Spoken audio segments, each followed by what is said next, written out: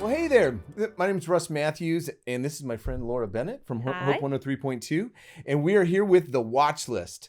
The Watchlist is where we look forward, we look back, and we look side to side at all things about film and faith. It's a kind of a movie podcast with a twist, as it were. We not just talk about the latest offerings in cinemas and streaming, but we also kind of look at themes of kind of what is going on in all of that's going on in cinema. Today, we're going to be talking about games people play. Yes. Games people play, because we got a full agenda. There's like tons of movies we're going to be talking about today. So we're going to be talking about Dungeons and Dragons: Honor Among Thieves. The Super Mario Brothers movie. Yep. Tetris. Yep. And Air. I can't believe all these go together. Yeah, and we'll probably do more of a focus on Air because there is just so much to say about this movie. But then it just seems like this is the moment where gamers are getting their time to shine, or maybe not shine in some instances. In the cinema at the moment. Yeah, we'll definitely have to see. But I don't know. I've got to stop for a minute and just ask you. Yes. I'm kind of curious. Are you a gamer? Were you a gamer growing up? Or were you doing the Mario Kart and all that sort of stuff? I feel like this is a challenging question because the obvious answer is not really. Not really. I wasn't allowed Nintendo and PlayStation growing up. Okay. Because that was just going to be a dangerous, rabbit hole to fall down as a child was how it was viewed. But then I had my dancing or something. Right, but then I had my cool friends who had the Nintendo 64, so I would really want to go to their house a lot, and so I would play Nintendo 64 at their place. I did a little bit of PlayStation at my other cool friend's house, and then eventually was like Xboxing a little bit, but then I didn't really like get into it much beyond that. Sure. So, and then the Nintendo Wii came out all those years later, and then as an adult, I'm there on my Nintendo Wii, which lasted for a little while. I have no idea where it is now. There you go. Yeah. There you go. Yeah. It's confession time. Yes. I don't want to disappoint anybody out there, or we don't want to lose listeners because of it. It might cause a bit of controversy. I've never played Mario Brothers ever. I know it's crazy. Russ, sorry. no. But I know. But I was actually more the kid that was out. Actually, we were talking about Air and talking about these other ones who was out playing sport and things like that. And so I didn't play a lot of that. But my grandson and my son love all of these games. And so I think that this is going to be a fun one for us to be able to kind of talk about here today. Yeah, a little bit of nostalgia in the mix. That's right. So the first one, though, we're going to be kind of looking forward to and looking at one of the first ones off the ranks is Dungeons and Dragons. Dungeons and Dragons, the Honor Among Thieves. So I'm kind of curious, did you ever play Dungeons and Dragons? No, but it was like this is the thing. Like, I feel like I don't want all the answers to be no, I have no idea about the subjects we're talking about today, because that's just terrible. But I think it's because I was very much raised in the environment where a lot of these games, and particularly when these were coming out, when a lot of people were getting into them, I wasn't the demographic they were targeting. They were a little bit too mature for me. And I definitely grew up in the environment that said, like, do not engage with that dark stuff, like quote unquote dark stuff, side. So I would have like the naughty friends who were playing Dungeons and Dragons and Assassin's Creed and like all of that kind of a thing. And then I was trying not to get in trouble, and so I didn't play it. Yeah, well, but I don't know. I definitely agree with you, because I kind of grew up in that era when everybody was kind of playing it, but down in the basement somewhere, you know. But yet, don't you feel like Lord of the Rings and all that kind of legitimized this? All of a sudden brought the fantasy world back out and kind of made it normal. And interesting you bring that up, because I remember in like year 5 or 6, one of my teachers giving me The Hobbit, giving me Lord of the Rings to read, because they're like, I feel like you could get through this. They saw this fat book and thought you might be able to give that a go. And then I thought, hang on a minute, why am I being encouraged to read like sci-fi but not being allowed to play the video game side of things as well, which is kind of bizarre. It is kind of weird. Tolkien always kind of legitimizes things, and then it kind of brings it out. But that's one of the things I love about this film is actually Dungeons and Dragons. They've really tried to do Dungeons and Dragons in the past, but unfortunately it's failed. It's fell over. Most people just didn't get it. Yeah. And so I felt like Lord of the Rings and those sort of films have really brought the fantasy world back into kind of legitimacy in certain way. Yeah. And this one, I think what they've really done with this, because what it is it's a band of thieves. It's led by Chris Pine, which is, super uber cool, in his kind of leading of these thieves kind of through this fantasy world where they're trying to get back to and find this crystal that they're looking for, of course, that's owned by the Red Wizard of Tai. And so it is a fascinating one, but the thing I love about it is they don't take it too seriously, and it's funny, and it's engaging. And I almost am wanting by the end, and not to spoil it because it doesn't happen, but this kind of Jumanji thing where all of a sudden all these guys are actually in a basement somewhere playing this game. Yeah. And that's who they are, because you almost want to see Chris Pine actually, throwing the dice, throwing it down there. But it is really a lot of fun because it's funny, it's engaging. It finally kind of gets us back to just good Saturday matinee kind of fun where you want to sit down, have some popcorn, and enjoy some good entertainment. So for the people like my parents when I was a kid who think this is going to be dark, this is going to be too much, don't let your children watch it, you feel like it is not quite as intense as they might think? Oh, no, it's not. I mean, it's definitely not as intense. I mean, it's not to the degree where there's so much violence. Most of the violence is kind of more animated, or not animated, but more of the kind of fantasy violence that you see. Okay. You're not going to necessarily see people's heads cut off or anything. But it definitely has magic. It definitely has that element. So you definitely want to make sure, for those who maybe kind of push against that a little bit, this may not be the film for you. But I still think that it is really a fun and engaging one. It may not get people out playing Dungeons and Dragons, but it definitely will get people pulled into this world. And I hope that they make another one. And weirdly, it seems like it's been a fairly quiet release. Like, it's got a really big cast. It's got like a great ensemble in it. But I feel like it hasn't been spoken about or has had quite as much or been quite as visible as some of the other releases right now. So everything I'm hearing from people is that they really like it. They really enjoy it. It's really strong. But then no one kind of knows it's out at the same time. Well, and it's tough. When you're coming up against, say, John Wick and Super Mario Brothers and these big brands, these big labels. Yeah. And even though Dungeons and Dragons has been around since the early 70s, and there should be a fan base for it, but there's really not, because I think they've been burned by past Dungeons and Dragons films. And so this one, maybe not, there may not be as much interest, but they should, because this one, you don't even have to really be a fan of Dungeons and Dragons to actually enjoy this. Because I found myself just belly laughing at so much of these characters and what they were actually doing. And again, kind of going back to last week, Hugh Grant, he's great in this movie too. You know what I would actually love to see a follow-up to? Because you want to follow up to that. I want to follow up to Prince of Persia. Oh, there you go. With Jake Gyllenhaal. Like, why was there never a follow-up to that? Yeah, well, unfortunately, because the film bombed. It was really a good film, and also I love Jake Gyllenhaal pretty much in everything that he does. And it was definitely another one for gamers that they would go out and enjoy. But unfortunately, it just did not do the bank that they needed for it to do. So like, let's get like some kind of fan petition happening to see that come back, because I want more of that story. It was really fun. Or maybe they just bring in, they can kind of merge these two worlds or something like that. I don't know. It'd be fascinating. Do it for the people. It'd be fun. Yeah, it'd be great. What did you think of Super Mario Brothers though? Okay, so Super Mario talk about Brothers. Okay, yeah, you're ready to talk about this. You're ready to talk about Super Mario Brothers. It's coming out. It's one that is definitely for the fans. I mean, if you love Super Mario Brothers and you know everything and you played these games for years, it's definitely for you, because it's kind of goes back to kind of the beginning when the Luigi and Mario are starting. They even kind of explain how they keep Chris Pratt's accent and everything like that throughout the film.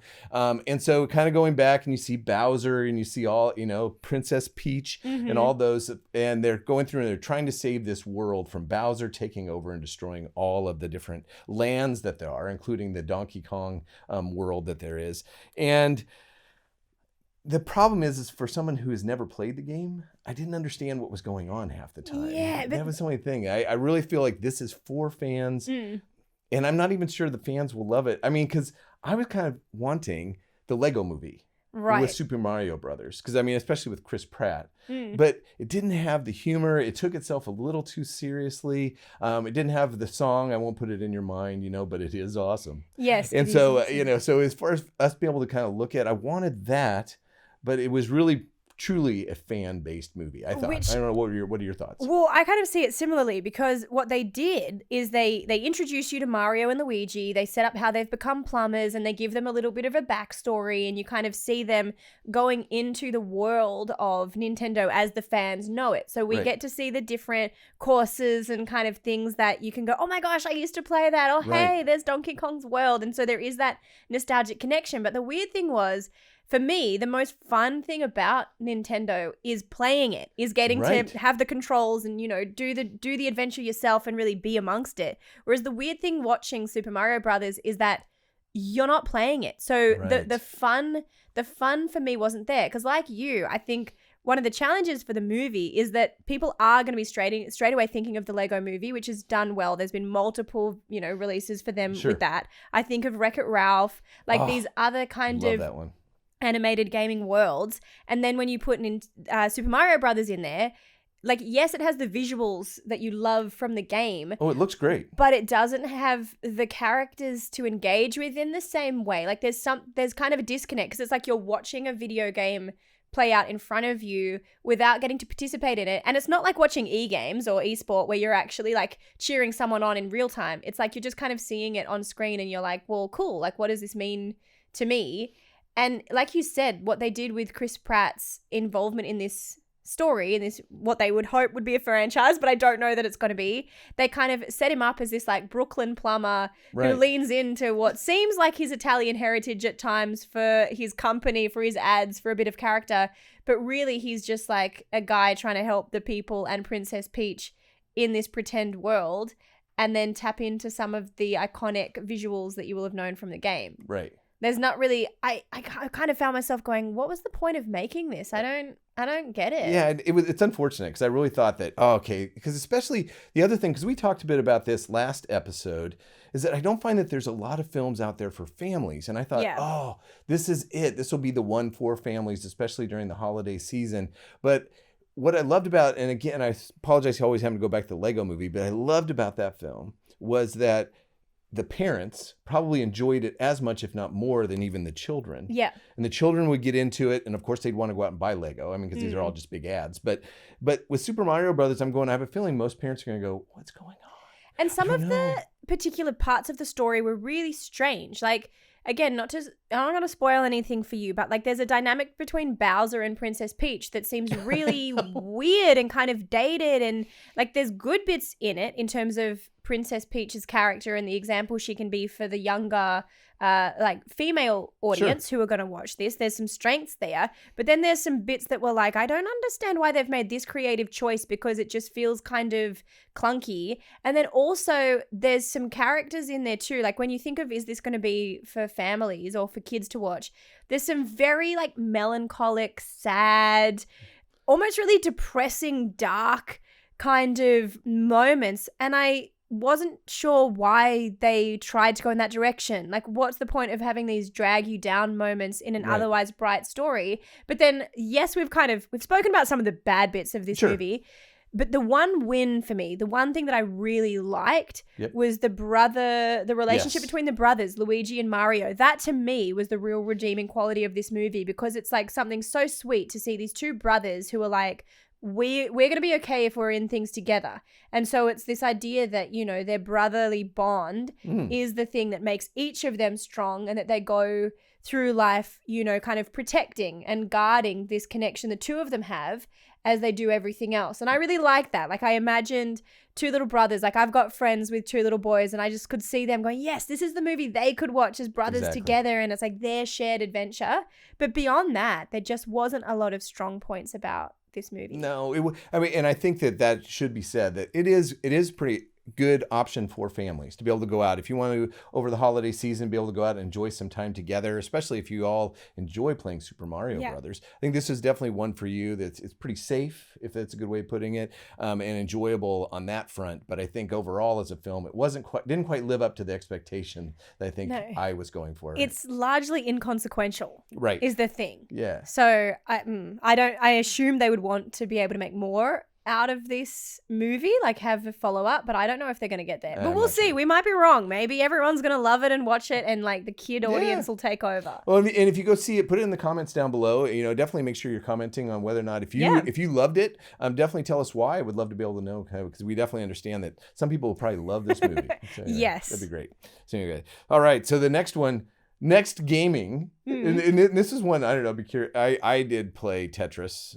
Tetris was one of those things that came out in the 80s. All of a sudden everybody, and why it's strangely addictive. I find that fascinating, that just these little boxes that they kind of move down and everything. But then that they make a movie about its creation. Yeah, explain this, because I feel like, again, Tetris is one of those movies that may have fallen under the radar for a lot of people. Right. So Tetris is actually, it's the way they kind of explain it, it's based on fours. So 4 boxes and then tennis. And so it's kind of this game, and it was created in Russia. And back during when it was still the Soviet Union, and they could not profit from it. And so the government actually licensed the game. But then this guy, and you gotta love this name, and this is a real name. His name is Hank Rogers. Hank Rogers. I mean, he sounds like a movie character. And he is an entrepreneur. He actually grew up he's Dutch, but then grew up in America, but then married a Japanese woman. So lived in Japan and has a software company and finds this game, Tetris, and gets the rights to it, but then realizes that he has to actually kind of negotiate with the Russian government during the Soviet occupation or Soviet Union time, at Gorbachev and all that. Have to kind of go through this, becomes this espionage story. So it's like this fascinating thing where you're all of a sudden going, oh my goodness, it's Nintendo's version of James Bond. I mean, it was like fascinating, even the history of it, what all happens with it. And on top of it, Taron Egerton was great. I mean, he just was great in this role. It's wild to think that all of that is the history behind a game that we just like and then like putting little bricks together, hoping that it fits and getting really frustrated when it doesn't, you know? And yet there's all this like politics in the background. All this politics, all these things that happen. I mean, I find it fascinating. I think that's one of the things that stands out with me, because we'll talk about it more with Air also, is with these entrepreneurial stories, is the whole idea of persevering. Yeah. 'Cause that's really what happens. I mean, they just persevere. They just keep going forward. They risk it all. I can understand maybe for somebody as a person of faith, you know, kind of putting it all out there for my faith and being willing to do anything, risk it all for my faith, you know, seeing perseverance. I mean, it's fruit of the Spirit, as we can see in the Bible.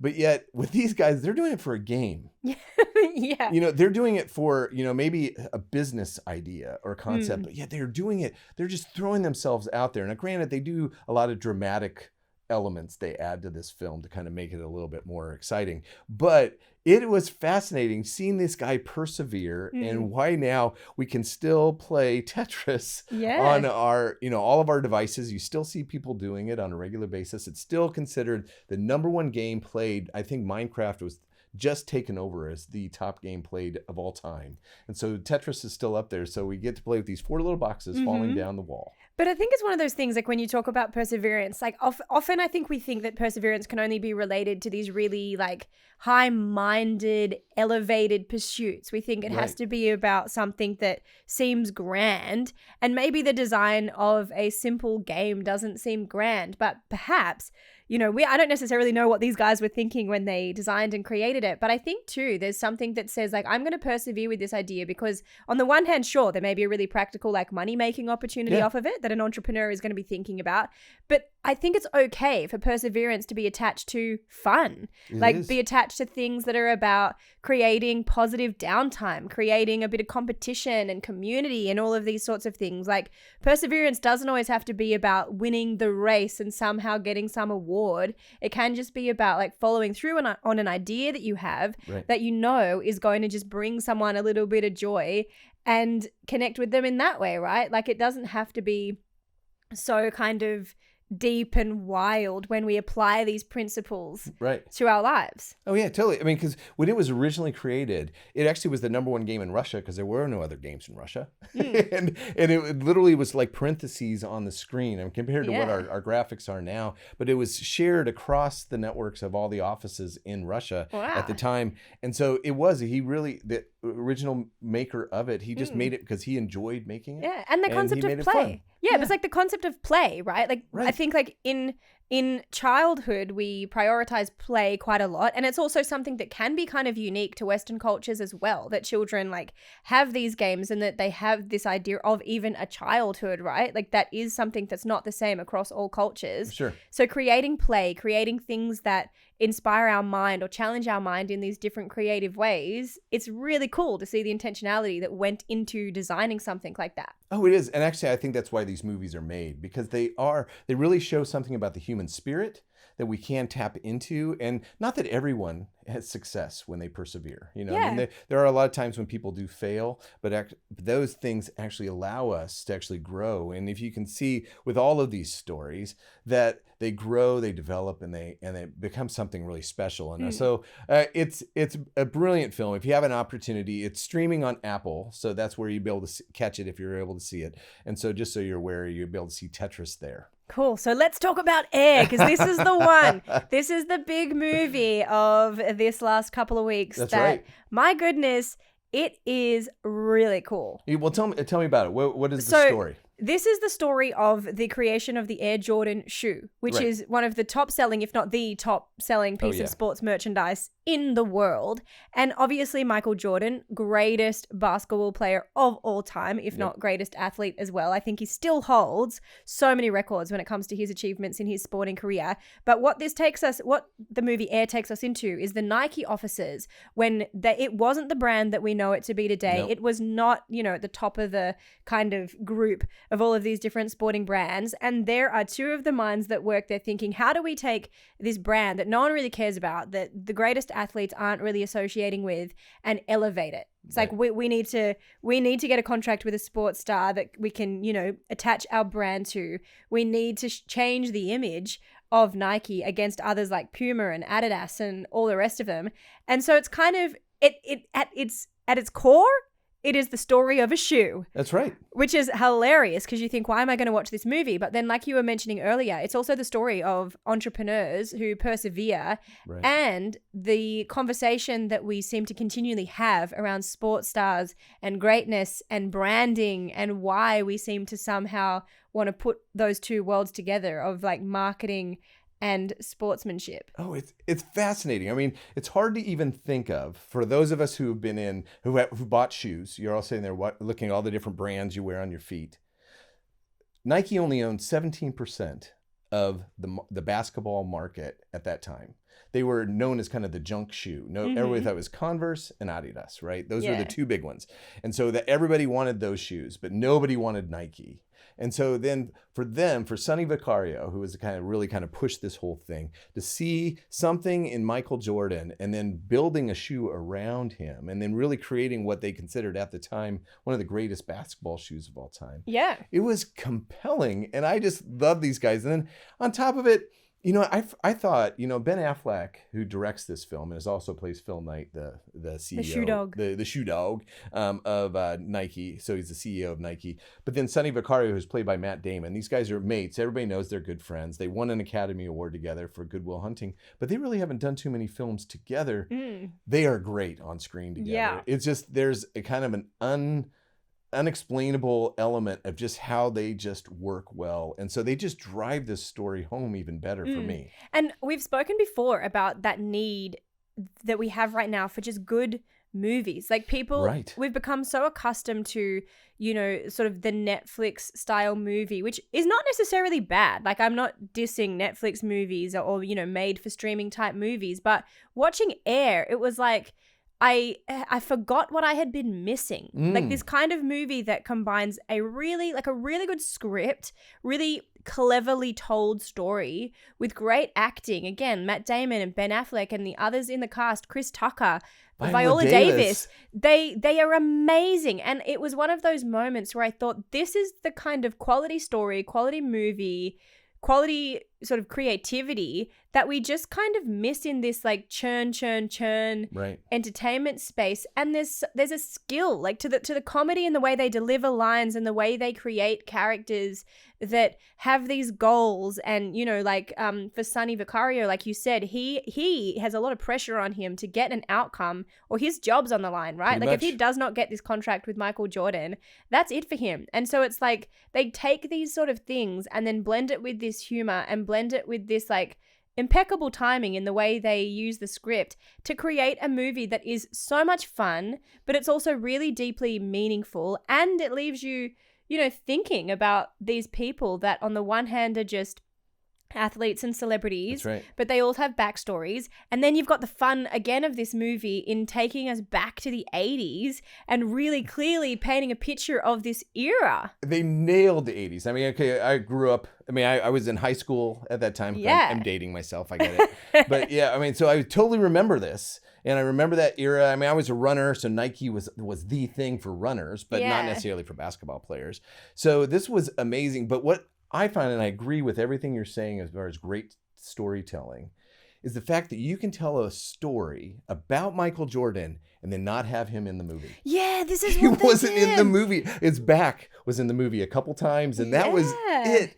That shows you the brilliance of this story and also what they've really been able to do with it. And so I really want to encourage people, because I think you need to go out and see this film. I mean, it was just amazing. I think part of the reason maybe that they did that was because they were making sure, like, because Michael Jordan in any room that he occupied, and I think even still now this would be the case, he would just like consume, the air in that room, not in a negative way, but it's like if you're in a room with Michael Jordan, your attention's on him. Like you're not going to be looking at anyone else. No. Whereas this story wasn't sort of about him in the sense that, like, yes, he's the central kind of player, but he's not who the story is trying to look at. It's trying to look at the environment around him, the way people responded to him, the role of his mother that was so significant, and even that conversation of how, with sports people especially, we are so enamored by greatness, wanting to elevate people to these platforms. And one of the key moments of the movie